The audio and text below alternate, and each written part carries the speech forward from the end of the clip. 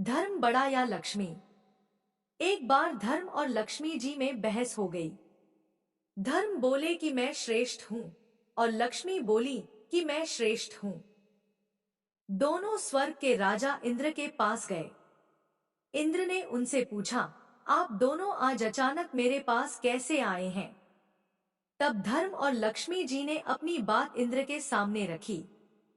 लक्ष्मी ने कहा, हे देवराज इंद्र, धर्म यह मानने को तैयार नहीं है कि मैं सबसे श्रेष्ठ हूँ, क्योंकि बिना लक्ष्मी के जीवन का कोई मूल्य नहीं होता।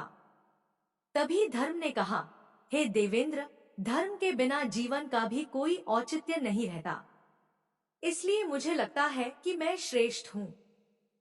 अब हम चाहते हैं कि आप हमारा न्याय करें और बताएं कि हम दोनों में कौन सर्वश्रेष्ठ है। देवराज इंद्र धर्म संकट में पड़ गए। उन्होंने सोचा, मैं कैसे बताऊं इन दोनों में से कौन श्रेष्ठ है। यदि मैंने लक्ष्मी जी को सर्वश्रेष्ठ बता दिया तो मैं धर्म से चला जाऊंगा, और यदि मैंने धर्म को सर्वश्रेष्ठ बता दिया तो मैं लक्ष्मी विहीन हो जाऊंगा। उन्होंने बहुत सोचा, पर इसका कोई हल उनके दिमाग में नहीं आया।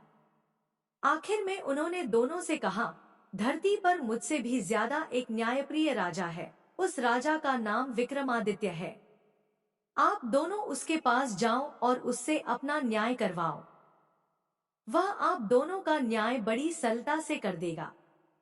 उनकी बात मानकर लक्ष्मी जी और धर्म दोनों पृथ्वी लोक पर आ गए और राजा विक्रमादित्य के पास पहुंचे। वे राजा से बोले, हे राजन, आप हमारा न्याय करें। राजा विक्रमादित्य बोले, ठीक है, पहले आप दोनों यह बताएं कि आप अपने आप को सर्वश्रेष्ठ क्यों समझते हैं। आप दोनों की बात सुनकर ही मैं यह बताने में समर्थ हो पाऊंगा कि आप दोनों में सर्वश्रेष्ठ कौन है। लक्ष्मी जी और धर्म ने बारी बारी अपनी बातें राजा विक्रमादित्य के सामने रखीं। लक्ष्मी जी बोली, हे राजन, यदि मनुष्य के पास मैं न रहूं तो उसका जीवन अर्थहीन हो जाएगा।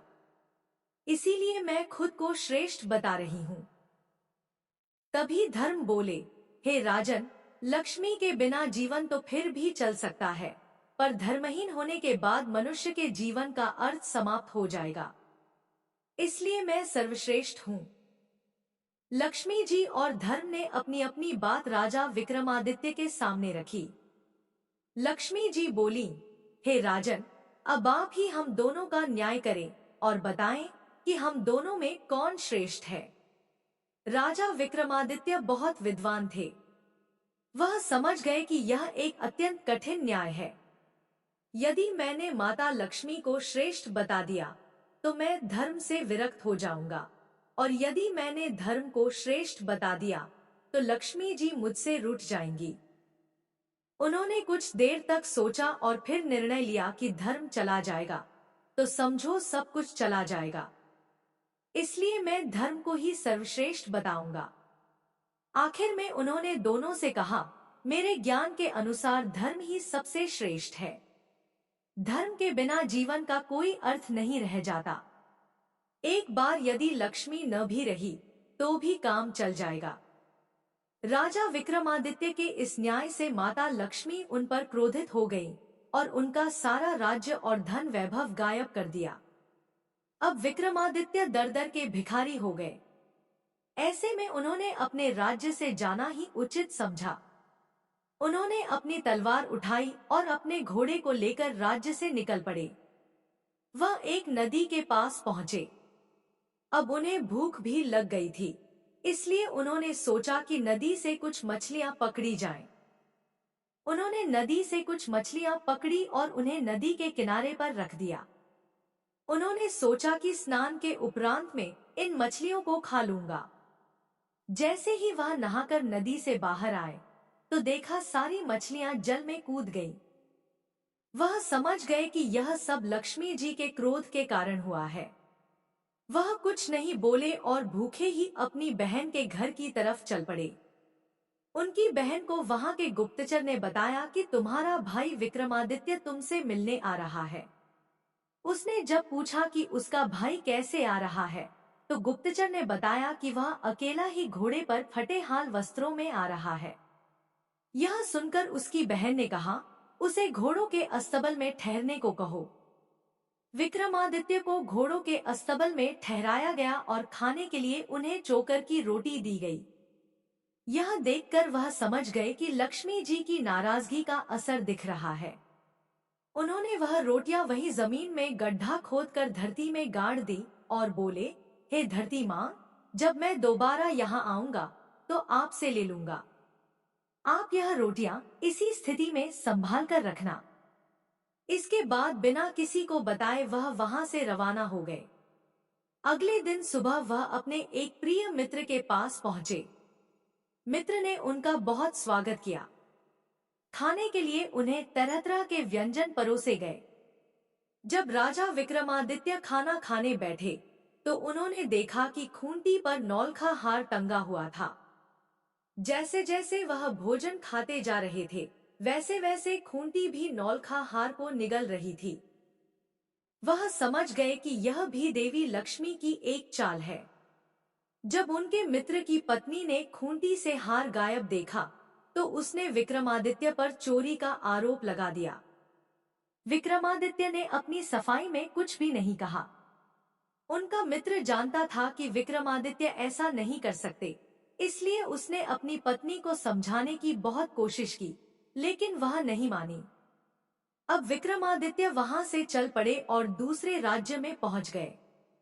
लगातार यात्रा करने के कारण वह थक गए थे, इसलिए उन्होंने किसी वृक्ष के नीचे थोड़ी देर आराम करने की सोची।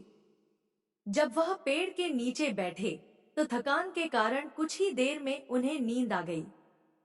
इसी दौरान वहां के राजा के यहाँ चोरों ने चोरी की थी। वह धन लेकर भाग रहे थे और उनके पीछे राजा के सैनिक थे। सैनिकों के डर से भागते हुए चोरों ने वह धन सोते हुए विक्रमादित्य के पास रख दिया और आगे चले गए। कुछ ही देर में राजा के सैनिक भी चोरों की तलाश में वहां पहुंचे। सैनिकों ने जब देखा कि सारा धन विक्रमादित्य के पास पड़ा है तो उन्हें समझ में आ गया कि यही चोर है। वह उसे पकड़कर राजा के पास ले गए। उन्होंने सारा धन, घोड़ा और तलवार भी अपने कब्जे में ले लिए। राजा ने विक्रमादित्य से पूछा, क्या तुमने यह धन चुराया है? विक्रमादित्य ने कहा, राजन, मैंने यह धन नहीं चुराया है, पर उनके पास अपनी बात की सत्यता को सिद्ध करने के लिए कोई साक्ष्य नहीं मिला। इसलिए राजा ने सजा के रूप में उनके दोनों हाथ पांव काटने का हुक्म दिया। सैनिकों ने उनके दोनों हाथ पांव काट दिए और बाजार के बीचों बीच चौराहे में फेंक दिया। इसके साथ ही उन्होंने उनके पास एक जूता रख दिया और वहां लिख दिया कि जो भी इधर से गुजरे वह इस अपराधी को 5 जूते अवश्य मारे। अब जो भी राहगीर वहां से गुजरता वह उन्हें 5 जूते मारता। अगले दिन जहां पर राजा विक्रमादित्य घायल अवस्था में पड़े थे वहां से उस राज्य का एक तेल निकालने वाला तेली गुजर रहा था। वह स्वभाव से एक दयालु व्यक्ति था। वह राजा के पास रुका, परंतु उसने जूते नहीं मारे।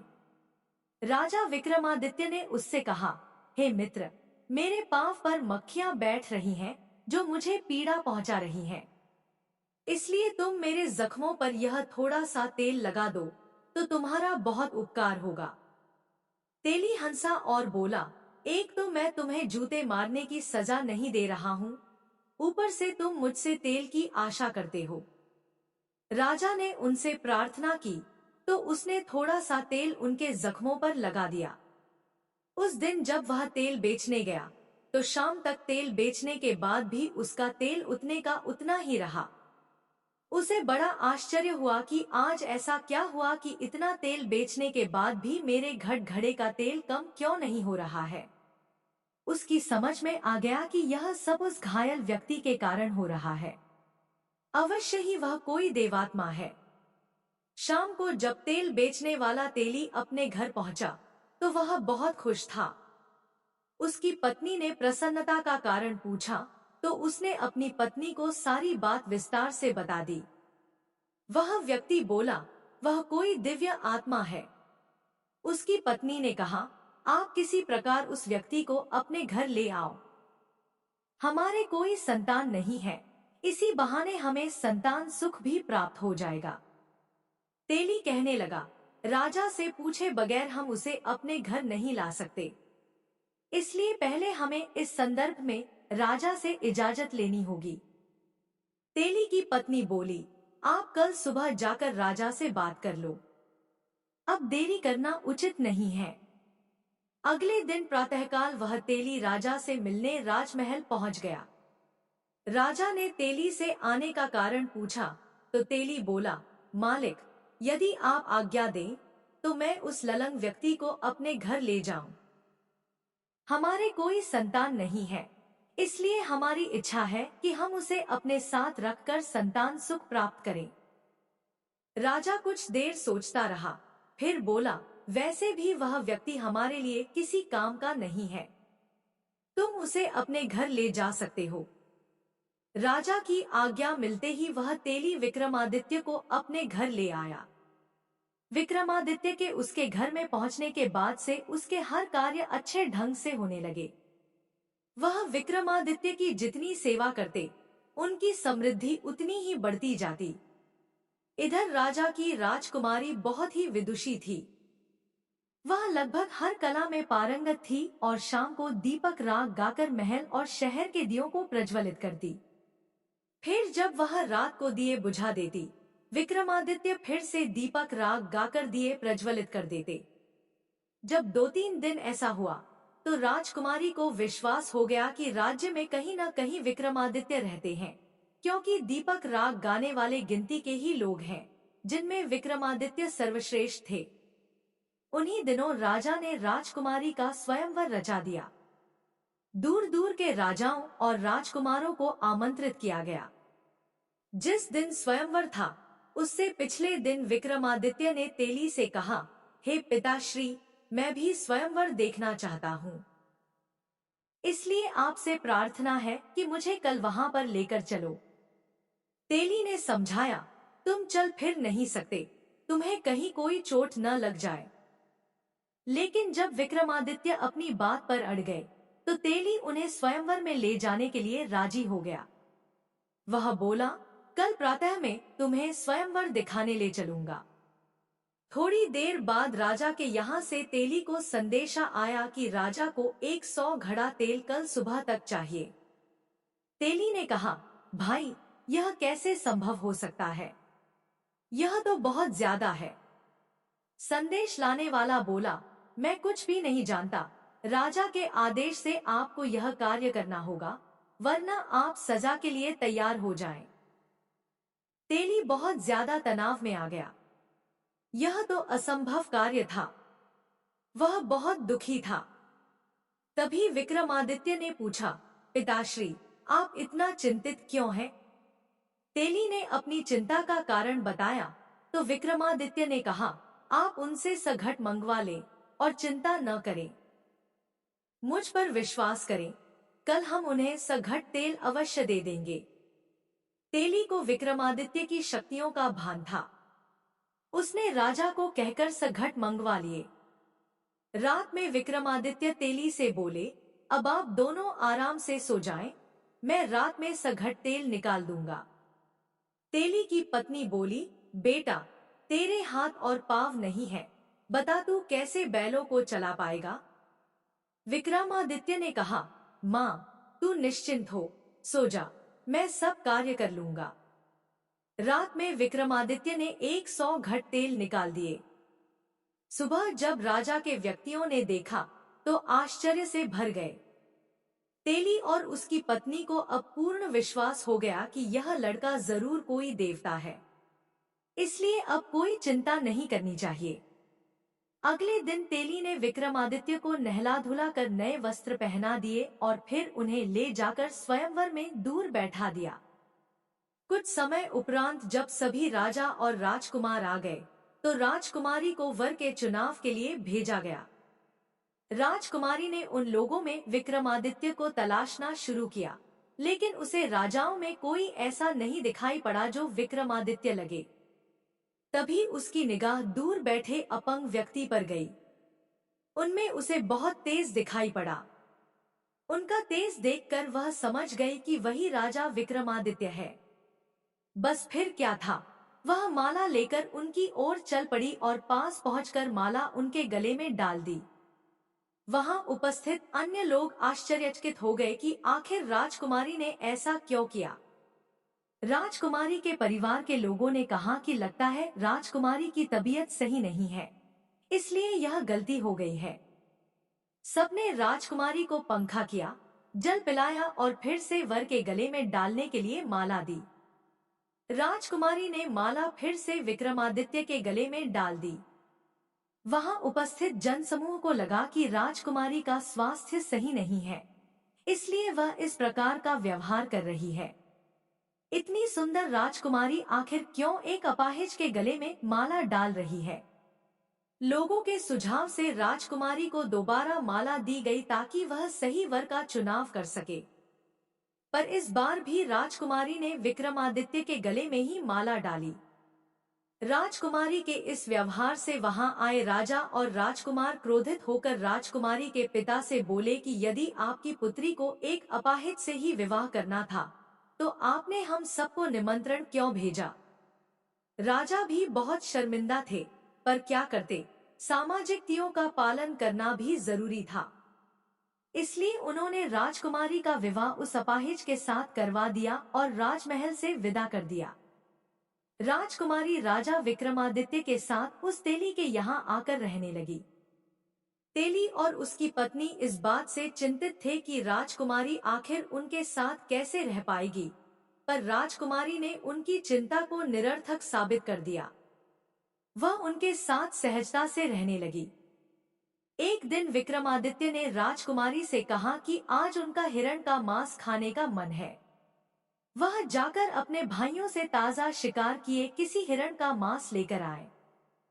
राजकुमारी का मन नहीं था कि वह अपने भाइयों से कुछ भी मांगे, परंतु वह अपने पति की इच्छा का भी सम्मान करना चाहती थी।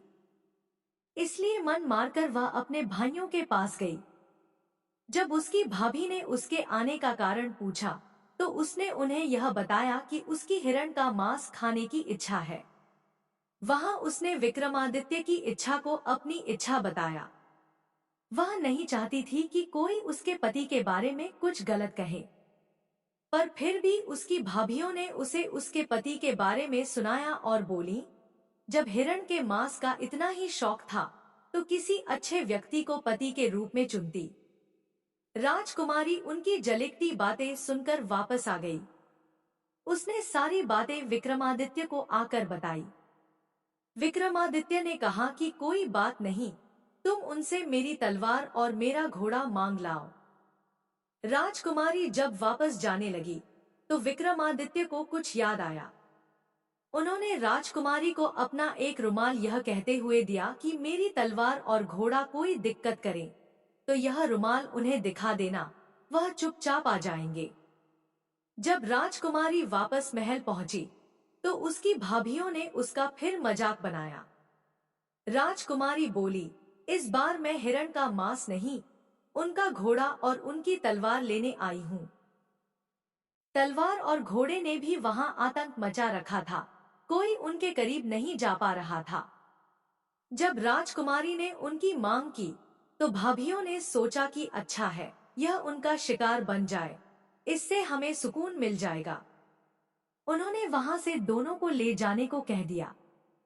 जब राजकुमारी उन्हें लेने गई, तो तलवार सांप बनकर उसे काटने दौड़ी और घोड़ा उसे मारने लगा।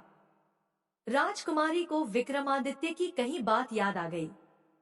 उसने तुरंत रुमाल निकालकर उन्हें दिखा दिया। विक्रमादित्य का रुमाल देखते ही दोनों शांत हो गए। राजकुमारी ने तलवार उठाई और घोड़े की लगाम पकड़कर वापस विक्रमादित्य के पास आ गई। जब शाम होने को हुई, तो विक्रमादित्य ने राजकुमारी से कहा कि अब वे उसे घोड़े की पीठ पर बैठा दें। आज वह जंगल में शिकार खेलने जाएगा। राजकुमारी ने कहा, आप घोड़े की सवारी कैसे कर पाएंगे?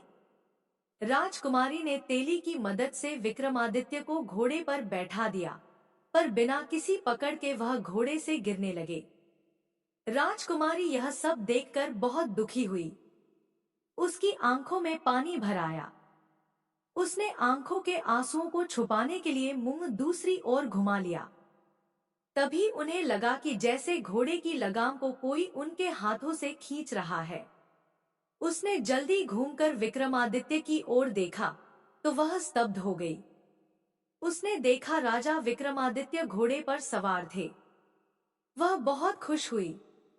उसकी आंखों में यह जानने की जिज्ञासा भर आई कि आखिर यह सब कैसे हुआ। विक्रमादित्य ने उसे आश्वासन दिया कि शिकार से लौटने के उपरांत वह सारी बातें उसे बता देंगे। विक्रमादित्य ने जंगल में पहुंचकर जो भी शिकार किया, उसके कान और पूंछ काट लिए और शिकार को वहीं छोड़ दिया। उसी समय राजकुमारी के भाई भी शिकार पर गए हुए थे। उन्होंने जंगल में ताजा शिकार देखा तो उनके मन में लालच आ गया। उन्हें बिना मेहनत किए ताजा शिकार मिल रहा था। उन्हें लगा कि यह ताजा शिकार तो उनके लिए पुरस्कार के समान है। उन्होंने वह सारा शिकार उठा लिया। उन्होंने इसके लिए शिकारी को धन्यवाद दिया और अपने महल की तरफ वापस चल पड़े। वह अभी और कुछ दूर चले होंगे कि उन्हें तेज प्यास लग गई। उन्होंने अपने घोड़ों को पास के जलाशय की ओर मोड़ लिया। वहां पर जैसे ही उन्होंने जल पीने का प्रयास किया, एक आवाज ने उन्हें जल पीने से रोक दिया।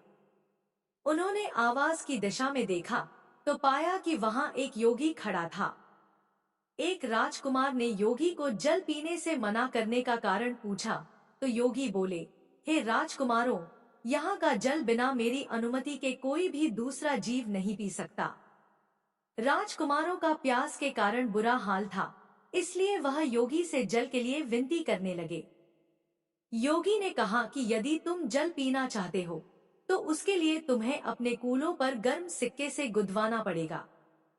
जल के बिना उनकी ग्रीवा शुष्क हो चुकी थी, इसलिए शर्त मानने के अतिरिक्त उनके पास कोई और चारा नहीं था। इसलिए शर्त के अनुसार उन्होंने अपने कूलों पर सिक्के से गुदवाया और फिर जल पीकर रवाना हो गए। इधर विक्रमादित्य, जो कि योगी बने हुए थे, अपने निवास स्थान पर लौट आए। घर पहुंचते ही जिज्ञासा से भरे राजकुमारी तेली और उसकी पत्नी उनके चारों तरफ एकत्र हो गए। वह बोले, हे देवताओं की तरह दिखने वाले, तुम अपना परिचय देकर हमारे भीतर पैदा हुई जिज्ञासा का अंत करो। राजा विक्रमादित्य को लगा कि अब इन्हें अंधकार में रखना सही नहीं है। वह बोले, हे धर्म पिता और माता में राजा विक्रमादित्य हूँ। फिर उन्होंने अपनी आपबीती को संक्षेप में उन्हें बताया। जब उन्हें पता चला कि वह राजा विक्रमादित्य हैं, तो उनके चरणों में गिर पड़े और अनजाने में हुई अपराध के लिए क्षमा प्रार्थना करने लगे। राजा विक्रमादित्य ने उन्हें समझाया कि मैं आपसे नाराज नहीं हूँ, अपितु आप लोगों ने अपने स्वजनों से भी ज्यादा अच्छा व्यवहार मेरे साथ किया है। अगले दिन प्रातः राजा विक्रमादित्य ने राजकुमारी को फिर राजमहल यह कहकर भेजा कि इस बार भी तुम अपने भाइयों से शिकार की मांग करना। यदि आनाकानी करे तो बोलना कि वह अपने उन शिकार को केवल दिखा भर दे। जब वह शिकार दिखाने को राजी हो जाए और तुम्हें शिकार दिखा दे, तब तुम उनसे पूछना कि उनके शिकार के कान और पूंछ कहाँ है। फिर विक्रमादित्य ने पिछली रात जंगल में घटी सारी घटना राजकुमारी को बता दी। एक थैला उन्हें देकर बोले कि आखिर में तुम यह थैला उनके सामने पलट देना और फिर मेरे बारे में बता देना।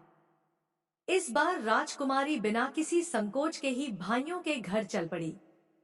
इस बार भी वहां वही परिस्थितियां बनी जो पिछली बार थी। जब उन्होंने बिना कान और पूंछ वाले शिकार उसे दिखा दिए, तो राजकुमारी ने कान और पूंछ के बारे में पूछा।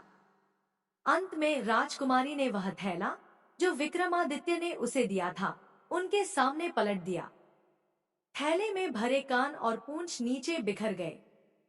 जब उसकी भाभियों ने उससे इसके बारे में पूछा कि यह सब क्या है, तो राजकुमारी बोली, आप अपने पतियों से ही पूछो और उनसे पूछो कि कल रात को पोखर का जल पीने का उन्होंने क्या भुगतान किया है।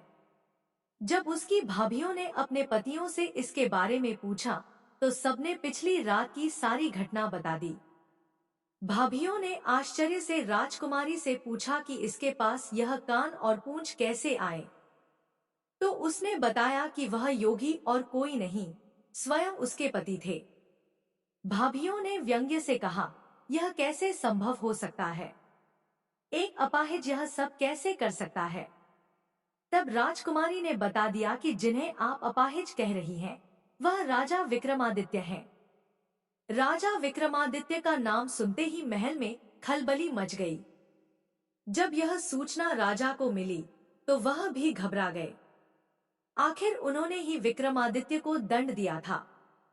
राजा, राजकुमार और मंत्रीगण सभी तेली के घर की ओर दौड़ पड़े। राजा और राजकुमार सभी राजा के पैरों में गिरकर क्षमा याचना करने लगे। राजा ने उन सबको कहा, आप लोग दुखी न हो, यह मेरे धर्म की परीक्षा थी, इसलिए आप लोगों की मति घूम गई थी। अतः आप लोग यह बात अपने मस्तिष्क से निकाल दे कि मैं आपसे नाराज हूँ। सब खुश हो गए और राजा को अपने राजमहल में ले गए। वहां उनकी खूब आवभगत की। कुछ दिन वहां रहने के उपरांत राजा ने वहां से विदाई ली। उन्होंने पूरे साजो सामान से उन्हें विदा किया। राजा विक्रमादित्य वहां से पूरे सम्मान के साथ रवाना हुए। राजा ने भी उन्हें भरपूर सम्मान दिया। सैनिकों ने पूछा, राजन, अब हम किस ओर चले? तो विक्रमादित्य ने कहा, आप लोग मेरी बहन के घर की ओर चलो। जब वे लोग विक्रमादित्य की बहन के नगर के पास पहुंचे, तो बहन को भी उसके गुप्तचर से समाचार प्राप्त हो गया कि उसका भाई विक्रमादित्य आ रहा है। उसने अपने गुप्तचर से पता किया कि विक्रमादित्य किस परिस्थिति में आ रहा है। तो गुप्तचर ने बता दिया कि वह पूरे लावलश्कर के साथ आ रहा है। बहन ने तुरंत राज्य के कर्मचारियों से उनके भव्य स्वागत के लिए कहा और बोली, उसे विशेष महल में ठहराया जाए। जब विक्रमादित्य पहुंच गए, तो बहन उनके लिए बेहतरीन व्यंजन बनाकर उनके स्वागत में पहुंची। राजा विक्रमादित्य ने वहां भोजन करने से मना कर दिया और बहन को लेकर गौशाला में पहुंचे। एक जगह जमीन खोदकर उन्होंने वही सूखी रोटियां निकाली जो उसकी बहन ने उस समय उनके लिए खाने को भेजी थी, जब उन पर लक्ष्मी जी रुष्ट हुई थी। बहन बहुत शर्मिंदा हुई। उसने अपने किए पर शर्मिंदगी जताई, लेकिन विक्रमादित्य ने कहा कि मुझे इस बात का कोई दुख नहीं है, पर तुम्हें संबंधों की मर्यादा का पालन करना था। अगले दिन वह वहां से रवाना हो गए। कर्मचारियों से अपने मित्र के घर चलने को कहा। जब वह मित्र के घर पहुंचे, तो मित्र बहुत प्रसन्न हुआ और बोला, मैं तुम्हें प्रसन्न देखकर बहुत खुश हूँ। तुम्हें देखकर मन बहुत ही आनंदित हुआ है। आपसे अनुरोध है कि आप आज रात कम से कम मेरा आतिथ्य स्वीकार करें। विक्रमादित्य ने कहा, मित्र, मुझे खुद को भी तुम्हारे यहाँ रुकने की इच्छा थी। वह विक्रमादित्य को लेकर अपने विशेष कक्ष में पहुंचा। वहां दोनों मिलकर पुराने दिनों की चर्चा करने लगे। रात को खाने के समय विक्रमादित्य को उसी स्थान पर भोजन परोसा गया जहां पिछली बार खाने के समय खूंटी ने हार निकाला था। विक्रमादित्य ने जैसे भोजन करना शुरू किया, खूंटी ने भी हर निवाले के साथ हार को उगलना शुरू कर दिया। जैसे ही विक्रमादित्य का भोजन समाप्त हुआ, रानी का नौलखा हार खूंटी पर टंगा दिखाई पड़ा। राजा की निगाह खूंटी पर गई, तो वहां उन्होंने खोया हुआ अपना नौलखा हार टंगा देखा। राजा आश्चर्य से भर उठे और रानी से बोले, यह कैसी अनोखी घटना है? इस हार की चोरी का इल्जाम तुमने मेरे मित्र विक्रमादित्य पर लगाया था। तब मैंने तुम्हें कहा था कि ऐसा कार्य मेरा मित्र विक्रमादित्य नहीं कर सकता, जो दुनिया की तकलीफ को हरता रहता है। क्या वह एक तुच्छ हार के लिए इतना गिर सकता है? जाओ, अपना हार ले लो। रानी को अपने द्वारा किए गए कार्य पर बहुत शर्मिंदगी हुई। उसने हाथ जोड़कर राजा विक्रमादित्य से क्षमा मांगी। वह बोली, हे राजन, मेरी मति को उस समय न जाने क्या हुआ था। मेरे उस अपराध की कोई भी क्षमा नहीं है, पर मैं चाहती हूँ कि आप एक बार मुझे माफ करके मेरी पीड़ा को कम करें। तभी विक्रमादित्य ने कहा, आप लोग ज्यादा दुखी न हो। वह समय मेरा भी विपत्ति का समय था। मुझ पर लक्ष्मी जी रुष्ट थी, इसलिए सारी घटनाएं घटी। फिर उन्होंने वह सारी बातें विस्तार से उन्हें बताई और अगले दिन अपने राज्य के लिए रवाना हो गए। जब वह अपने राज्य में पहुंचे तो उन्हें माता लक्ष्मी जी नगर के मुख्य द्वार पर ही मिल गई। माता लक्ष्मी बोली, हे राजन, तुम सही थे और मैं गलत थी। इसके बावजूद मैंने तुम्हें जो दंड दिए उसके लिए मैं दुखी हूँ। क्या पुत्र अपनी माता को क्षमा नहीं कर सकता?